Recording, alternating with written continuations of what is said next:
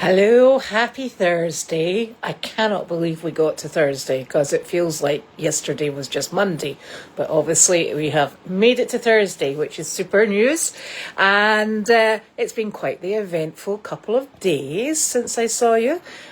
We we had a little trip to ER this morning. Carleen, unfortunately, when she was in the shower, she must have taken the head off a scab, and it was a very unusual one because it's not the usual scabs that she likes to scratch that are on her lower legs. It was actually one that was very high up on her thigh, and it decided it was going to bleed and then not stop bleeding. And by the time she called me and said, "I think I've got a problem," I said, "Well, I'll pop down and see you." I said I didn't realise it was a bleeding problem, so I popped down to see her in my PJs, and she said, "I'm not feeling good," and I was like, "Right, okay." And then she said, "It's this," and I was like, "What on earth's that?" And there was bloody gauze pads all over the place, pools of blood, and it wasn't a very good scene at all. I said, "What on earth did you do?" She said, "I've no idea. I was showering." I said, well, that'll teach you. Cleanliness before godliness or something like that. I don't know. Anyway, so she she unfortunately had tried to staunch the flow herself, and then she had used the wound stop powder, which did not work. We tried applying pressure. It still did not work. And I think it became apparent that this was not an in-house job, and that we were going to have professional input. I think that's what we were looking for, professional input. So I said to her, I think what I'll do is we'll go down to Beverly, and we will have them take a look at it, stop the flow of blood, and then do whatever's necessary to keep it closed. So that was a super idea. I said, but first off, I said, I'm going to run up the hill and I'm going to put clothes on. I said, because I think that would be best. One of us at least needs to be dressed.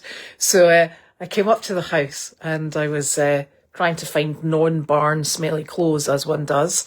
And as I was getting dressed, I thought, you know what? There's absolutely no point going in the car with Carleen, because she was firstly in her pajamas, and I was actually worried that she'd lost a degree of blood, that she might then become a bit dizzy and we would have a balance problem. And if I had an issue in the car, it's very difficult to get help from a moving vehicle that's going towards the hospital. So I thought, let's be sensible about this. I double checked. She does not pay for ambulance cover. And so we pressed the life alert button for genuine this time, and we had the fire department, the police department, and the ambulance department. So they all turned up. It was getting very, very busy in the house, I might add. So they decided to get her strapped up and ready to go to transport, which I do think was the best idea. And I think the only confusion was that she decided she was going to Leahy. And I said, "You're not going to Leahy." I said, because our choice is Anna Jacques and Beverly. And I think the general consensus is that we prefer to go to Beverly because it's probably slightly closer for us. And we've been there so many times that we know our way around, and they have fantastic staff, and really pleased with the level of care that Carleen receives there. So that was our choice. Unfortunately, Carleen had decided that she was going to Leahy. So she said she was in the back of the ambulance, and I was supposed to be following, but unfortunately the smoke alarm started going off in the house, and the fire department said, "While we're here," I was like, okay. So by that point, Justin had joined us, so we had to show the fire department around and try and work out why the fire alarm was beeping. And we think it's probably had a defect, but we had to check the apartment upstairs and the whole building. So they were fantastic, but that obviously slowed down progress. Meanwhile, Carleen was in her ambulance headed towards Beverly, And she said, I knew it wasn't right. She said, because your car wasn't behind the ambulance. And I said, I know. I said, I had to wait. I said, because we were looking at the fire alarm. And she's like, right. Anyway, she said, so the problem was, I told them that I knew we weren't on the way to Leahy. And I said, how did you know that? She said, there was too many flat bits of road.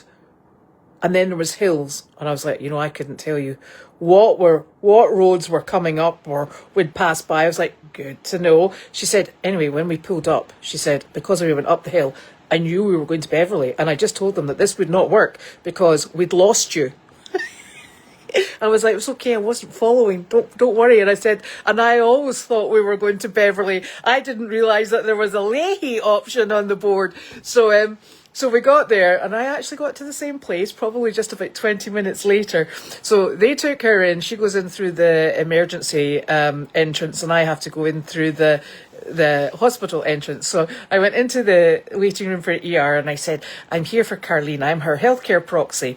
And they were like, yeah, right. So she's just in and settled in a room, and she will be through her testing in about 20 minutes, and they'll come and get you. So I sat down in the nice reclining chairs, which was lovely, and about 30 minutes later, I still hadn't heard. So I said, I'm just checking that everything's okay. And she said, yes. She said, but they don't want you in there just now because there's so much blood. And I'm thinking, oh, that's great. I said, okay. I said, I'll just stay here. I said, if you need me, I'll be in that chair over there. She said, okay, no problem.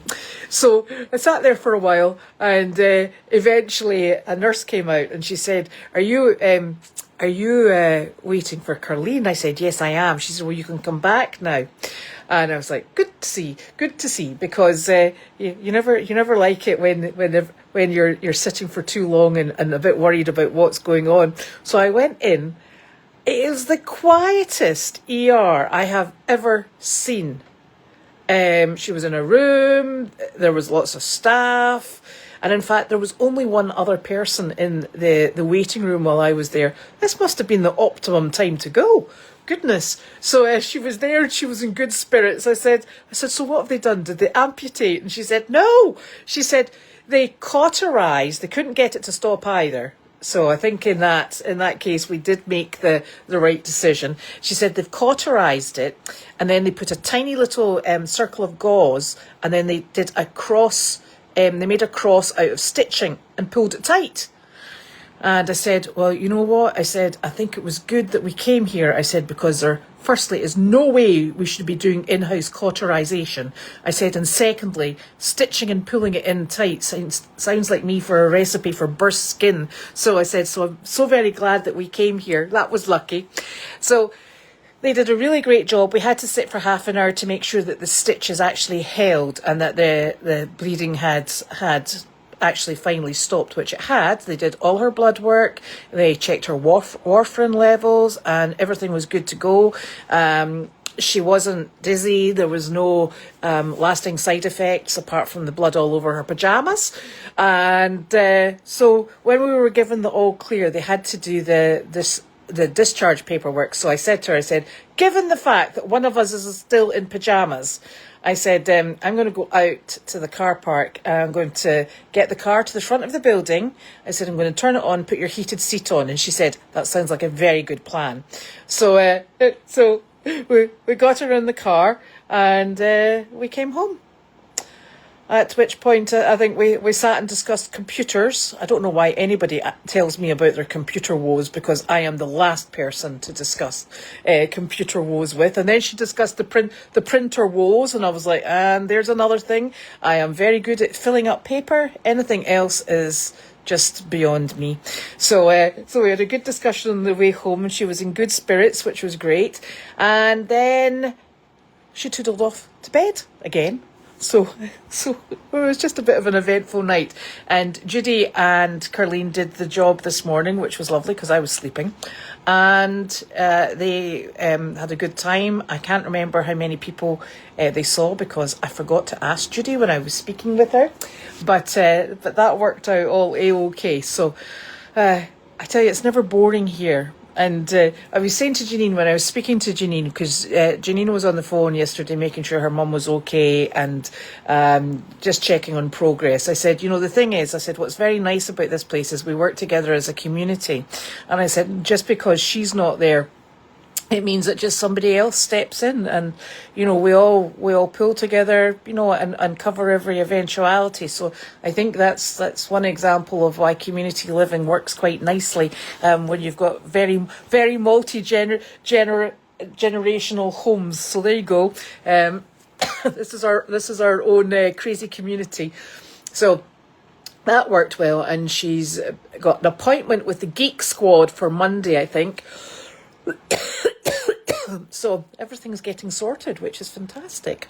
And you may have noticed that Melvin and Milo are not in the Chaos Hill area. They are in the duck pond and they're clearing brush.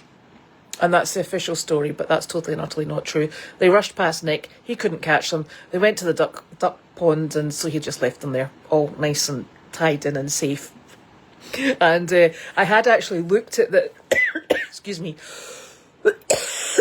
I had actually looked at the duck pond area, and I thought, you know, there's a few sort of like straggly brambles and things coming up. I might bring down the horned goats to see if they would clear this area for us. And there you are. Melvin and Milo volunteered instead, so that was fantastic and very helpful. Excuse me.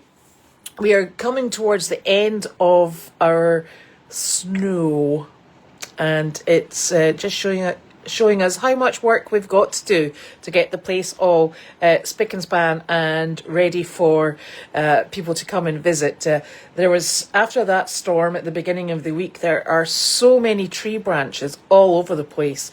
We were lucky that there's been no damage, which was quite incredible because it was some really awful high winds.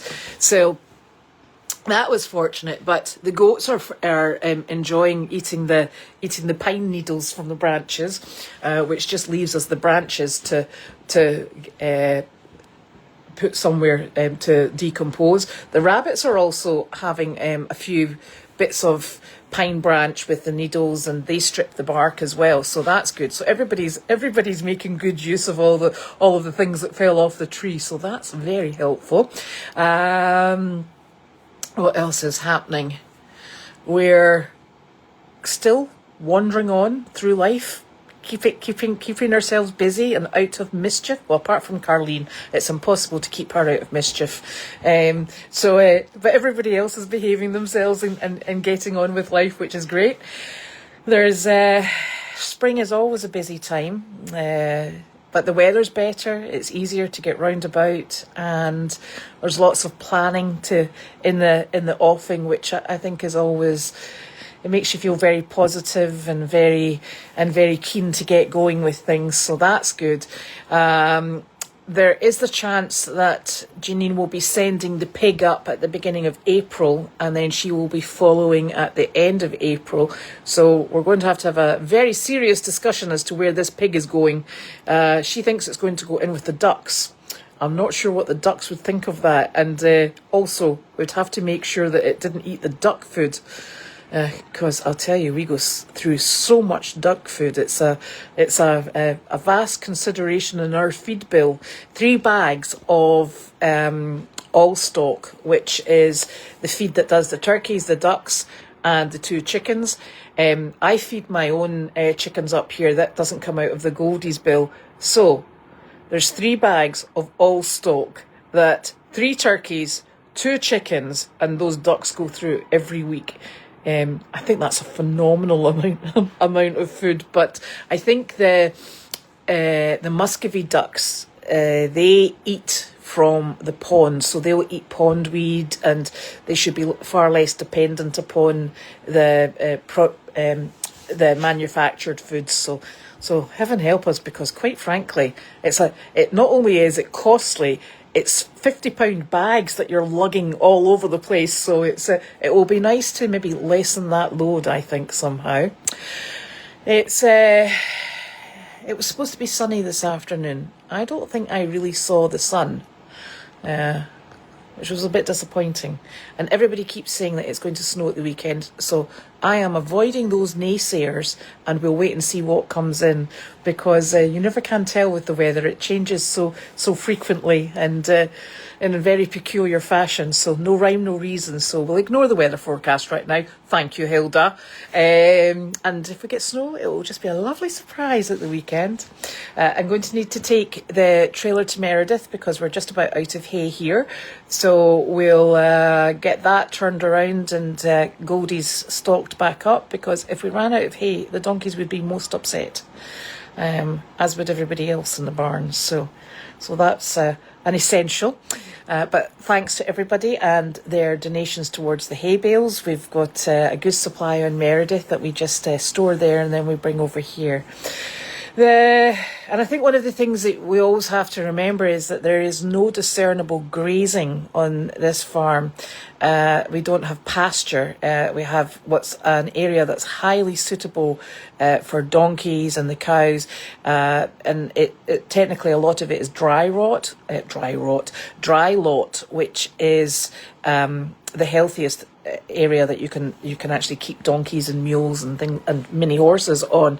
So we're fortunate in that, but it does mean that we have to supply hay year round. It's not a case of, like on Meredith, what we can say is, we're going to rotate our pastures and we just keep the grass growing and that feeds everybody, and we put out a minimal amount of hay, and the animals, until the grass stops growing late fall, that's really what their main diet is.